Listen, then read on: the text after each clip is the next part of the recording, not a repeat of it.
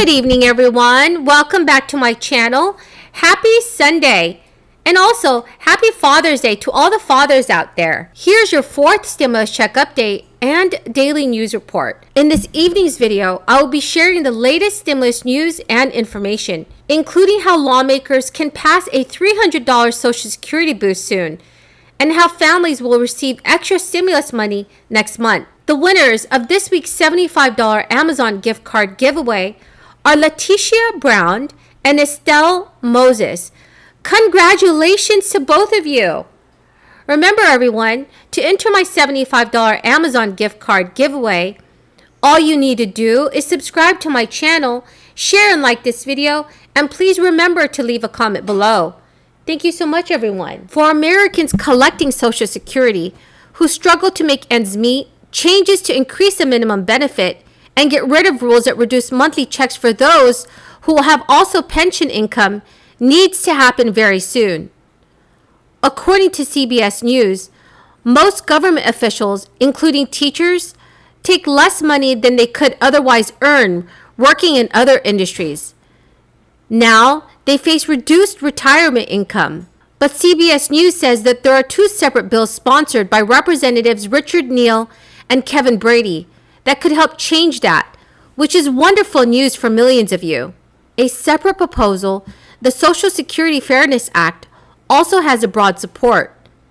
The Alliance for Retired Americans announced that a petition backing the bill has been signed by about 78,000 retirees. The legislation would eliminate the windfall elimination provision and government pension offset, which reduces Social Security benefits for certain spouses who also have federal, state, or local pensions. It may be difficult to push through a broad Social Security reform bill that addresses all of the issues the program faces and also draws enough support from both sides of the aisle. But Republican Representative Tom Reed suggested that lawmakers put together legislation including issues they can agree on now. Tom Reed stated, "Rather than waiting for the perfect bill, go with what we can agree upon today." Social Security recipients may be heading this year for the biggest rise in their monthly checks since a financial crisis over a decade ago. That's according to the Senior Citizens League. Group analyst Mary Johnson reported that based on recent trends, Social Security beneficiaries may be looking at a 4.7 cost of living adjustment for the year 2022 when the announcement is made in October. That would be way ahead of this year's 1.3% rise, last year's 1.6%, or the average for the last decade, which was less than 1.4% a year. In the year 2021, Social Security benefits increased by 1.3%. The adjustment is calculated based on the latest Bureau of Labor Statistics data on the Consumer Price Index for urban wage earners and clerical workers. Since the year 2000, Social Security benefits have lost roughly 30% of their purchasing power due to inadequate adjustments that underestimate inflation and rising healthcare costs. The Senior Citizens League has pushed to Congress to adopt legislation that would index the adjustment to inflation specifically for seniors, such as Consumer Price Index for the elderly. The final adjustment figure hinges on the economy's performance over the next few months and whether the Federal Reserve raises interest rates to combat rising inflation. During its two-day policy setting meeting this week, the U.S. Central Bank voted to hold the benchmark federal funds rate at a range between 0% and 0.25%, where it has been since March 2020. The Social Security Administration will release the final adjustment percentage in October. And if you're a low-income American who missed a stimulus check, or a parent who does not typically earn enough money to file a tax return, the Internal Revenue Service and U.S. Treasury Department released a new tool this week designed to help you receive your cash approved in the federal government's pandemic relief bills. The $1.9 trillion American Rescue Plan, signed by President Joe Biden in March, provided $1,400 stimulus checks and expanded the child tax credit from $2,000 to $3,000 per child aged 6 to 17, and $3,600 for every child under the age of 6. The IRS is paying parents half the credit in advances starting in mid-July, up to $300 per month for children under the age of 6 and $250 for children 6 to 17.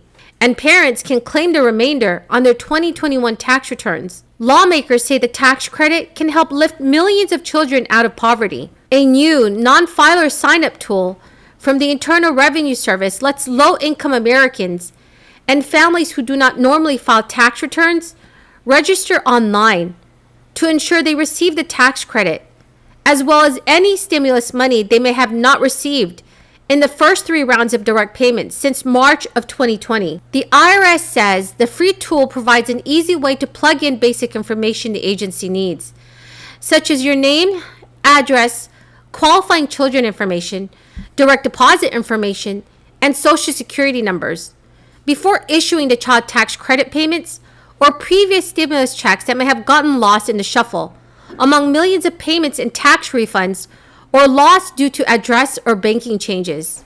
Internal Revenue Service Commissioner Chuck Redding recently said in a statement, "We have been working hard to begin delivering the monthly advanced child tax credit to millions of families with children in mid-July. This new tool will help more people easily gain access to this important credit, as well as help people who do not normally file a tax return obtain an economic impact payment." So that is the end of the video, everyone, for this evening. I truly hope you found this video helpful today. Don't forget to enter my $75 Amazon gift card giveaway. All you have to do is subscribe to my channel, share and like this video, and leave a comment below.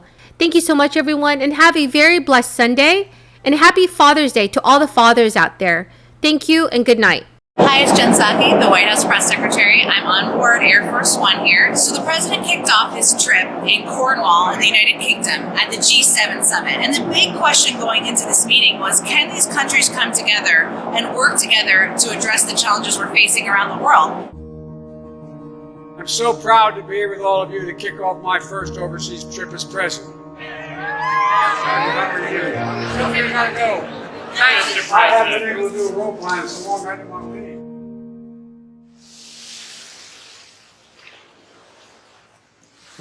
Great pleasure, Mr. President, to welcome you to Cornwall. Fantastic to see you.